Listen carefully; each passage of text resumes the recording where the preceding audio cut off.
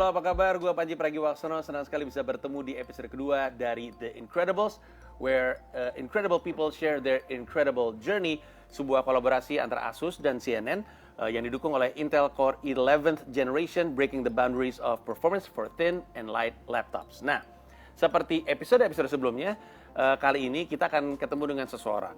Kita akan coba bertanya, kita akan ngobrol dengan harapan kita bisa dapat manfaatnya, bisa dapat value-nya, bisa dapat inspirasinya untuk memulai langkah pertama dari sesuatu yang udah kita cita-citakan sejak lama gitu, ada di kepala, mau gue jalanin gue nggak berani. Nah, ngobrol sama teman-teman kita, harapannya incredible journey-nya bisa membuat kita memulai incredible journey kita sendiri. Nah, kali ini incredible person-nya adalah seseorang yang bertanggung jawab di balik gerai kopi yang rasanya harusnya sih kita semua minimalnya pernah lah minum produknya. Ada Billy Kurniawan dari Kopi Janji Jiwa. Apa kabar, Bro? Baik, Mas Panji, apa kabar? Sebenarnya ya, kalau misalkan kita punya sebuah gerai kopi, abis itu kita jalan, kita mulai dari nol nih, terus kita mulai jalan sekarang ngeliat di kopi gua gitu. Pasti ada senengnya gitu kan ya. Lu masih inget nggak waktu pertama kali lu lagi jalan terus ngeliat ada orang megang produk lu dan apa yang ada di benak lu saat itu? Sebenarnya sih kalau gua sih sebenarnya liatnya itu pas ketika gua malah ngecekin tong sampah, Bro. Tong sampah? Bener, jadi gua kadang-kadang ngelewatin terus gua kadang-kadang liat tong sampah. Itu kok ada yang mirip gitu, logonya kayak mirip sama gua punya. Wah, berarti produk gua dihabisin sampai habis gitu. Nah, itu rasanya berarti kayak udah bikin produk, udah dikenal orang terus dihabisin lagi. Itu dia. Dihabisin terutama ya, berarti Iya, emang enaknya juga. Oke, kita akan ngobrol banyak sama Billy. Billy punya banyak sekali, sebenarnya tadi sebelum syuting ini dimulai kami udah ngobrol, punya banyak sekali insights dan pengalaman yang menyenangkan. Tapi mungkin kita akan mulai dari yang pertama dulu. Orang mungkin tahu bahwa lu juga pernah punya sejumlah wirausaha sebelum Janji Jiwa. Jadi lu emang seorang entrepreneur gitu. Kita mulai dari situ aja. Nggak semua orang, karena lu pernah cerita sama gue, mungkin nggak apa-apa ya. Lu datang dari Kota Padang, terus udah gitu keluarga lu di Padang, kemudian lu sekolah keluar, lalu lu memutuskan untuk jadi entrepreneur. Dan bukan cuma sekali dua kali, lu punya 9 kalau nggak salah sebelumnya. Betul. Apa yang kemudian membuat lu memutuskan untuk jadi seorang entrepreneur? Apakah kuliah di luar, salah satunya di Seattle waktu itu kan ya? Iya, betul. Apa tuh keputusannya apa yang membuat lu jadi entrepreneur? Mungkin kalau dari segi entrepreneur itu mungkin freedom ya kali ya. Itu udah one word itu freedom kali yang benar-benar kayak jadi motivasi gitu. Another thing mungkin lebih ke challenge-nya gitu, achievement ya, sense of achievement.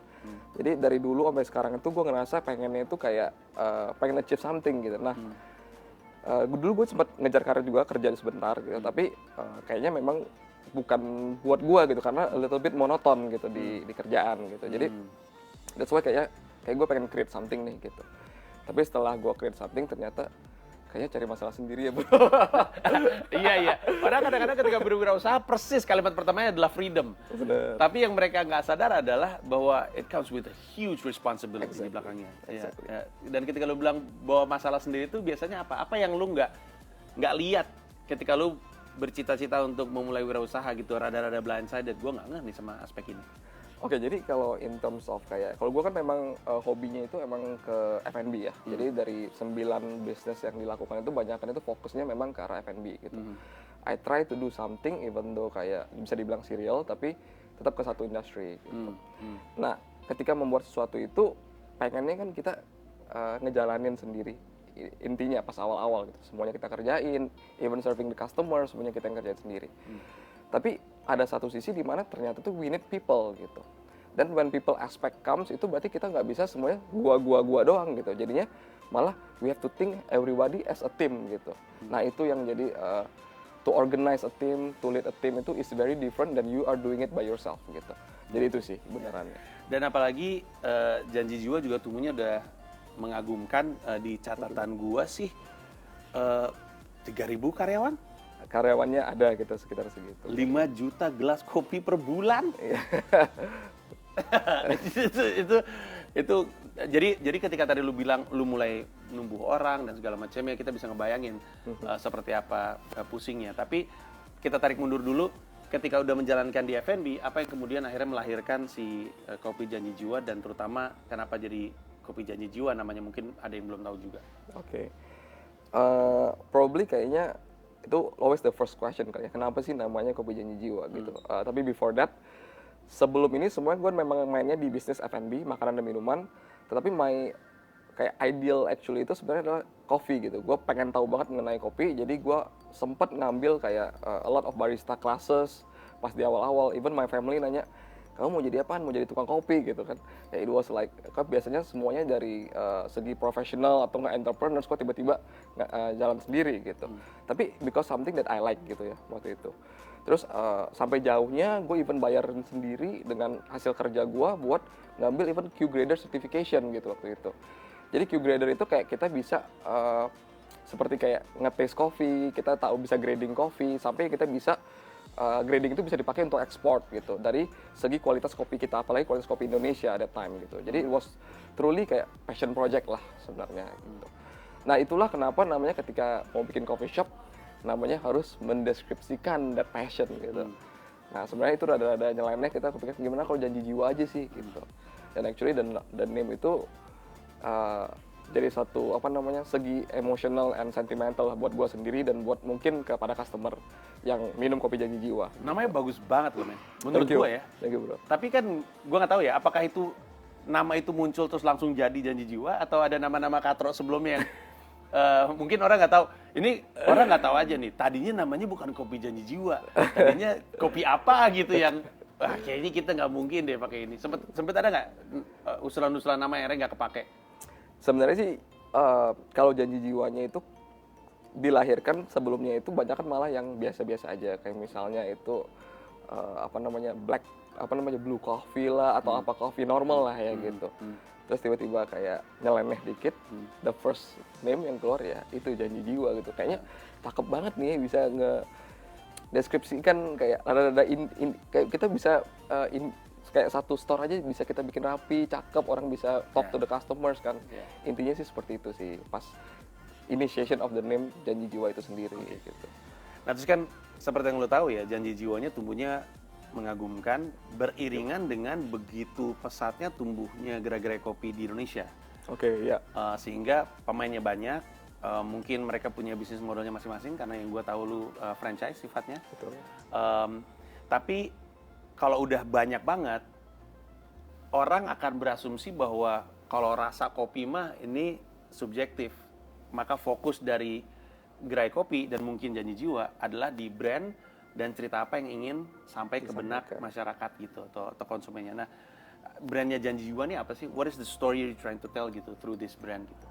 Oke, jadi intinya itu sebenarnya kalau kita lebih pengen fresh to cup-nya itu dapat ya. Jadi di sini itu kita Janji Jiwa itu berbeda dari yang misalnya kita bilang kopi kekinian lainnya gitu. Karena memang kita source, kita punya kopi sendiri, kita roasting di fasilitas kita sendiri, dan sampai kita serve ke customer itu semuanya itu dari beans, di grind, di outlet, dan habis itu baru di extract, dan habis itu dikasih ke customers gitu. Jadi the coffee journey itu berasa gitu ya.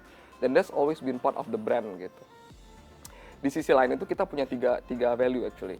A cup from farmers, a cup to partner, and a cup to people, to the people gitu.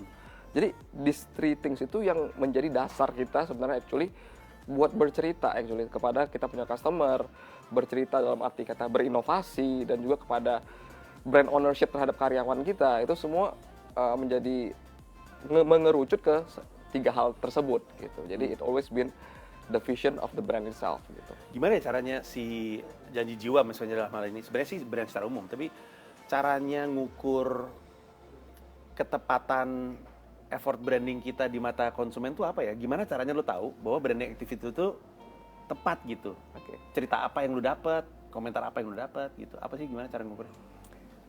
Sebenarnya sih kalau ngomong sekarang pakai bahasa technical marketingnya mungkin ada apa tracking lah segala macam. Cuman jujur dari awal itu pas baru mulai gitu lebih ke how to be honest sih sebenarnya ya gitu.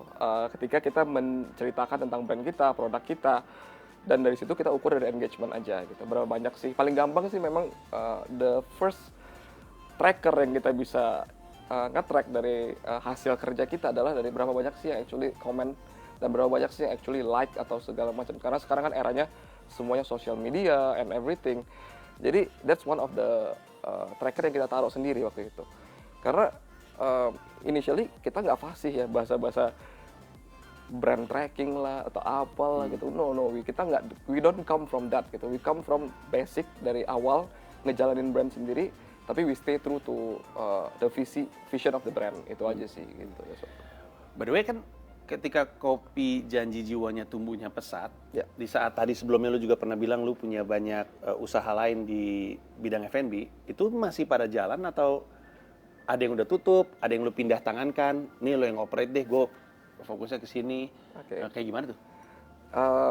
Actually sebenarnya ada beberapa yang masih jalan, tapi gue itu selalu punya prinsipal gitu. Ketika ngelakuin sesuatu itu nggak boleh out of focus gitu. Jadi nggak boleh. Jadi punya kiri, punya kanan, punya di mana. Jadi when we come up with Janji Jiwa, actually gue sold a few of the brands yang ada gitu. Jadi sekarang itu main area of focus, main area of development itu memang dari kita ngomongnya sekarang Jiwa Group ya, karena memang ada beberapa part of the brand di sana. Jadi kita fokusnya di sana. Gue fokusnya benar-benar di sana doang gitu. I see.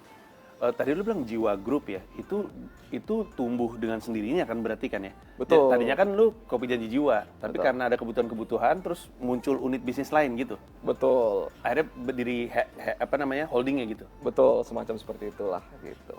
Itu apa dasarnya emang harus ada unit bisnis baru atau lu pengen memperkaya range dari bisnisnya atau apa? Keputusannya apa waktu itu? Oke, jadi karena kita juga pengen simplify the whole company ya dari segi itu. Karena this is things yang kita belajar juga as we go gitu ya. Dari Kopi Janji Jiwa sendiri kan memang kita punya toko sendiri dan kita punya bisnis yang kita mensupply, namanya kita punya franchisee gitu ya dengan bahan baku.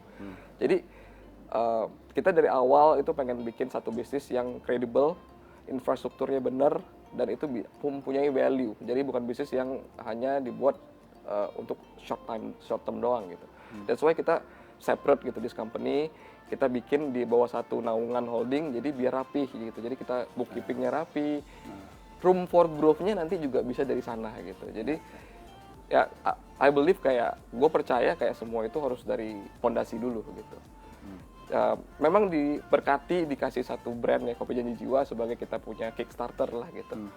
Tapi at the end of the day it's a long game kan gitu. Jadi kita punya area fokus tetap di fondasi dulu sih gitu. Makanya terbentuk itu.